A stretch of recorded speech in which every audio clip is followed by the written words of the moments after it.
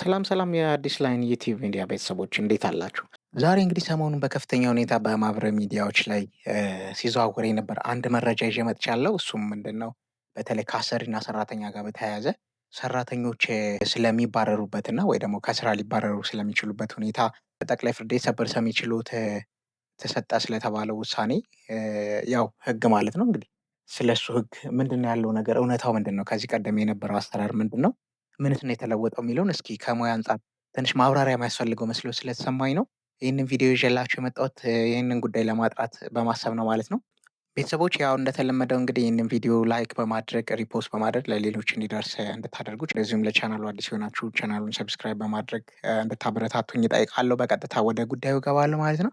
ያው እንግዲህ ሰሞኑን በተለያዩ ሚዲያዎች እንዳያችሁት የፌዴራሉ ሰበር ሰሚ ችሎት በመጋቢት 27 ቀን በሰባት ዳኞች የሰጠው ውሳኔ ያው እዚህ እንደምታዩት የተመለከተውን ይመስላል ማለት ነው። ይሄ ውሳኔ በአጠቃላይ ይዘቱ ምንድነው? አሰሪና ሰራተኛ ግንኙነትን በተመለከተ ያው የስራ ውል ግዴታ እንዴት ባለ መልኩ ሊቋረጥ እንደሚችል በህጋዊ መንገዶች የስራ ውል ሊቋረጥ የሚችሉባቸውን መንገዶች ከሚደነግጉ ድንጋጌዎች ውስጥ አንደኛው ይሄ ያለ አግባብ ወይ ያለ ፍቃድ ወይም ደግሞ ያለ በቂ ምክንያት ከስራ መቅረትን የሚመለከት ነው ማለት ነው።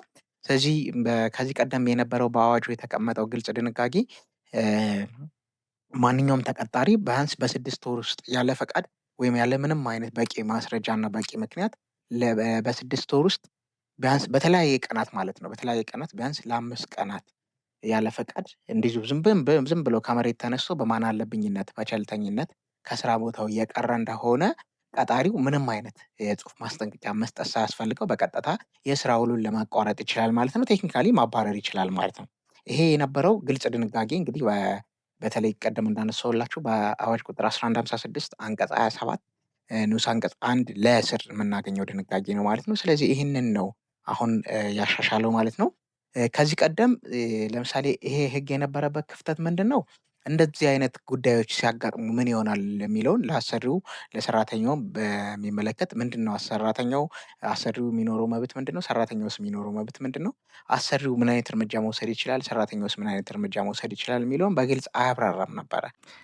ስለዚህ እንደዚህ በምታዩት መልኩ የፌዴራሉ ጠቅላይ ፍርድ ቤት እንግዲህ ሰበር ሰሚ ችሎት በቀን እንግዲህ መጋቢት 28 ቀን 2018 እንደምታዩት የሰጠው የሰበር ውሳኔ ነው። እንግዲህ ለሰሞኑ ግርታም ውዝግብም መነሻ የሆነው ማለት ነው። ያው እንደምትመለከቱት የሰበር ሰሚ ችሎት በዚህ የመዝገብ ቁጥር 27 17 26 በሚባል መዝገብ ቁጥር መነሻው እንግዲህ አንድ ኤቶል ጠቅላላ የስራ ተቋራጭ የሚባል ድርጅት ውስጥ ተቀጥራ የምትሰራ የነበረች አንዲት ተቀጣሪ ያው ሳታስፈቅድ 20 ለሚደርሱ የስራ ቀናት እንግዲህ ከፈቃድ በላይ ማለት ነው በስራ ቦታ ባለመገኘቷ ምክንያት ያለምንም ማስጠንቀቂያ በቀጥታ ቀጣሪ ድርጅቱ ማለትም የኤቶል ኮንስትራክሽን ድርጅት ማለት ነው በቀጥታ የስራ ስንብት ደብዳቤ ጽፎላታል። ስለዚህ እሱን በተመለከተ ከስር ፍርድ ቤቱ ጀምሮ በክርክር የመጣና ለመጨረሻም በሰበር ታይቶ እንዲወሰን በማመልከቻ ቀርቦ የሰበር ፍርድ ቤቱም በዚህ ጉዳይ ላይ የሰጠው ውሳኔ ነው። ያው እንደሚታወቀው በእኛ ሀገር እንግዲህ የሰበር ውሳኔም መደበኛው የአዋጅ ስታተስ ያለው ህግ ስለመሆኑ በተለይ የአዋጅ ቁጥር 1 2 3 4 የሚባል ራሱን የቻለ የፍርድ ቤቶች ማቋቋሚያ አዋጅ አለ። ስለዚህ በሱ አዋጅ ስልጣን የተሰጠው እንግዲህ አካል ነው ማለት ነው። ስለዚህ ከዚህ ጋር በመነሳት ነው እንግዲህ ይሄ ውሳኔ ነው አንዳንድ ነገሮችን በተለይ እንግዲህ ለሰራተኛው ይሄ ውሳኔ ምንም ጥያቄ የለውም አሉታዊ ተጽዕኖ ያለው ነው ማለት ነው። አሉታዊ ተጽዕኖ ያለው ነው ስንል ምንድነው? ያው እንግዲህ ከዚህ ቀደም እንደሚታወቀው በአዋጅ ቁጥር 1156 በተለይ አንቀጽ 27 ንዑስ አንቀጽ 1 ለስር የነበረው ምንድነው የሚለው በስድስት ወር ውስጥ ቢያንስ ያለ ፈቃድ አንድ ሰው ለ5 ቀናት በአንድ ወር ውስጥ አንድ ቀን በአንድ ወር ውስጥ አንድ ቀን እያለ ሊሆን ይችላል በተለያዩ ጊዜያቶች ብቻ ተደማምሮ ያለ ፈቃድ የቀረበት ቀን ውስጥ በስድስት ወር ውስጥ ማለት ነው። በአንድ አመት ውስጥ ምናምን ከሆነ አይሰራም። በስድስት ወር ውስጥ ግን ያለ ፈቃድ የቀረባቸው ቀናቶች ተደማምረው 5 ቀን የሚሞላ ከሆነ በቀጥታ ያለ ማስጠንቀቂያ ከስራ ሊያሰናበት የሚችል ስለመሆኑ በግልጽ ያስቀምጥ ነበረ የአዋጁ ድንጋጌ ማለት ነው። ስለዚህ ይህንን ነው ያሻሻለው። አዋጁ በዚህ ጉዳይ ላይ ግልጽ ድንጋጌ አልነበረውም። ኦኬ እሺ በስድስት ወር ውስጥ እንደዛ ሆነ።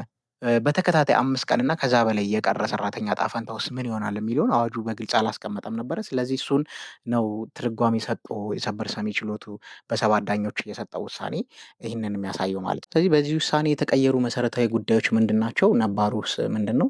የሰራተኞችን መብትስ እንዴት ሊያጣብ ይችላል? የሚሉ ነጥቦችን ደግሞ እንመለከታለን። እንግዲህ አንደኛ ከዚህ ቀደም የነበረው የሰበር ሰሚ ችሎቱ ውሳኔ ከመስጠቱ በፊት የነበረው ህጋዊ አሰራር ምንድን ነው? የሚገዛው ሙሉ በሙሉ በአዋጅ ቁጥር 1156 ወይም ደግሞ በአሰሪና ሰራተኛ አዋጅ ነበረ የሚተዳደረው። ስለዚህ በዛ መሰረት አንድ ሰራተኛ በትንሹ በ6 ወር ውስጥ 5 ቀናትን በተለያየ ጊዜ በተከታታይ ሊሆን አይችልም። ስለዚህ በተለያዩ ጊዜያት ውስጥ በ6 ወር ውስጥ ብቻ 5 የስራ ቀናትን ያለ ፈቃድ የቀረ እንደሆነ በቀጥታ ለአሰሪው ያለምንም ማስጠንቀቂያ እንዳያሰናብተው መብት የሚሰጥ ድንጋጌ ነበረ።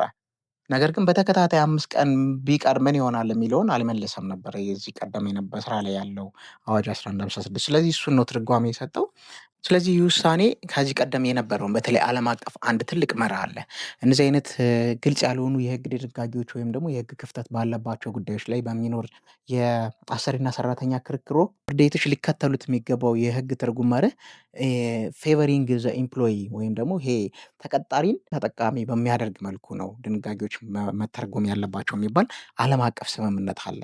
ስለዚህ ይሄንን መርህ ነው እንግዲህ የጣሰው ማለት ነው። በዓለም አቀፍ የሌበር ሎ ወይም ደግሞ በዓለም አቀፍ የአሰሪና ሰራተኛ ህግ ስርዓት ውስጥ በጣም የሚታወቅ አንድ ራሱን የቻለ ስታንዳርድ የህግ አተረጓጎም መርህ ነው ማለት ነው። ስለዚህ በአሰሪና በሰራተኛ መካከል በሚኖር ክርክር ወቅት ሁሌም ህጎች መተርጎም ያለባቸው ደካማውን ፓርቲ ወይም ይሄ ደካማው አካል ማን ነው? ምንም ጥያቄ የለውም። በአሰሪና ሰራተኛ ግንኙነት ውስጥ ደካማው አካል የሚባለው ሰራተኛው ነው፣ ተቀጣሪው ነው። ስለዚህ እሱን ሊጠቅም በሚችል መልኩ ነው ድንጋጌዎች መተርጎም ያለባቸው የሚለውን ይህንን ትልቅ መርህ የጣሰ ውሳኔ ነው። እንግዲህ ያው ምንም ማድረግ አይቻልም። ህጋዊ ውጤት ያለው ራሱን የቻለ የህግ ክፍል ነው ብያችኋለሁ ይሄ ውሳኔ። ስለዚህ ከዚህ ቀደም እንደዚህ አይነት ድንጋጌ አልነበረም። አንድ ሰራተኛ በተከታታይ 5 ቀናት ሲቀር ምን መሆን አለበት የሚለውን ትርጉም መሰጠት የነበረበት ቢያንስ ተቀጣሪውን በሚጠቅም መልኩ ዋርኒንግ የግድ እንደሆነ፣ ለምሳሌ በሲቪል ሰርቪስ አዋጁ 1353 መሰለኝ አሁን ባለው የሲቪል ሰርቪስ አዋጅ 1353 መሰረት ለምሳሌ ማንኛውም የመንግስት ሰራተኛ ከስራ ለ7 ቀናት በተከታታይ የቀረ እንደሆነ ነው። እሱም በቀጥታ ለማባረር የስልጣን የላቸውም የሲቪል ሰርቪስ ተቋማት ማለት ነው። ስለዚህ ምንድን ነው የሚያደርጉት? አንድ የመጀመሪያው ሳምንት ላይ 7 ቀናትን የቀረ የመንግስት ሰራተኛ በ7ኛ ቀኑ የመጀመሪያ ደብዳቤ በጥሪ ይወጣበታል ማለት ነው። ስለዚህ በድምሩ የሲቪል ሰርቪስ ከሆነ 7 ተከታታይ የስራ ቀናትን በቦታው ካልተገኘ ወይም በስራ ቦታው ያለ ፈቃድ ማለት ነው 7 የስራ ቀናትን በተከታታይ በተከታታይ ካልተገኘ ነው። ይሄንም በዚሁ መሰረት የጥሪ ማስታወቂያ ወጥቶ ከዛ በኋላ ነው በሁለተኛው ድጋሜ በሳምንቱ በሚወጣው ማስታወቂያ የስራ ስንብቱ ይፋ የሚደረገው ማለት ነው። ይሄ የሲቪል ሰርቪሱ አሰራር ነው። ነገር ግን የግል ቀጣሪና ተቀጣሪ ግንኙነትን የሚገዛው 1156 ስለሆነ የግል ድርጅቶች ያላቸውን የቅጥር ሂደት የሚገዙበት። ስለዚህ በዚህ አዋጅ መሰረት አሁን ላይ ሰራተኞች ሊኖራቸው የሚችለውን መብት ያጣበበ ለቀጣሪዎች የተሻለ መብትን የሰጠ የህግ ትርጓሜ ነው ማለት ነው። ስለዚህ የግል ድርጅት ተቀጣሪዎች ወይም ሰራተኞች ስለዚህ ይህንን አውቃችሁ ከወዲሁ የሚገባችሁን አይነት ህጋዊ ጥንቃቄ፣ ህጋዊ እርምጃ እንድትወስዱ ለማሳሰብ ነው። ስለዚህ የተለየ ግርግር የለውም። የተለወጠው ነገር ይሄው ነው ማለት ነው። ከዚህ ቀደም የነበረው አዋጅ ጠቅለል ሳደርገው ስለዚህ ይሄ የሰበር ውሳኔ የለወጠው 2 ነገሮችን ነው ማለት ነው። አንደኛ አሁንም በስራ ላይ ባለው የአሰሪና ሰራተኛ አዋጅ ቁጥር 1156 መሰረት በተከታታይ 5 ቀናትን ከስራ የቀረ አንድ ተቀጣሪ ያለ ቅድመ ሁኔታ እንዲባረር በግልጽ ያስቀመጠው ድንጋጌ የለም። ስለዚህ እሱ የህግ ክፍተት ነበር። እሱን ነው በትርጓሜ አዲስ ህግ የፈጠረው ሰበር ሰሚ ችሎት ማለት ነው። ስለዚህ እሱን መረዳት ያስፈልጋል። ስለዚህ ከዚህ በኋላ ያለ ምንም ቅድመ ሁኔታ ያለ ምንም በቂ ምክንያትና ፈቃድ 5 ቀን ከስራው የቀረ የትኛውም የግል ድርጅት ተቀጣሪ ለድርጅቶች የተሰጠ መብት ስለሆነ ይህንን አውቃችሁ ከግምት ውስጥ እንድታስገቡ ለማለት ነው። ሁለተኛ የቀየረው ነገር ግን በጣም ከሌላው ዓለም በተቃራኒ በተለይ ደግሞ ይሄ አይሎ የሚባለው እንደምታውቁት ዓለም አቀፍ የአሰሪና ሰራተኛ ጉዳዮችን የሚመራበት የዩኤን ራሱን የቻለ የዩናይትድ ኔሽን ወይም የተባበሩት መንግስታት ራሱን የቻለ አንድ ኤጀንሲ ነው።